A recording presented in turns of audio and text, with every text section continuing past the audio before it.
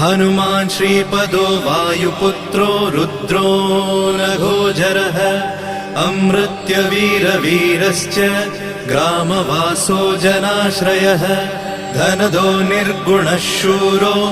वीरो निधिपतिर्मुनिः पिङ्गाक्षो वरदो वाग्मी सीता शोकविनाशकः शिवः शर्वः परो व्यक्तो व्यक्तो धराधरः पिङ्गकेशः पिङ्गरोमा श्रुतिगम्यः सनातनः अनादिर्भगवान् देवो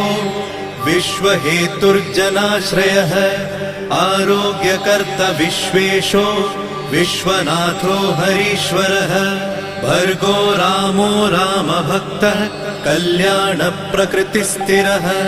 विश्वम्भरो विश्वमूर्तिर्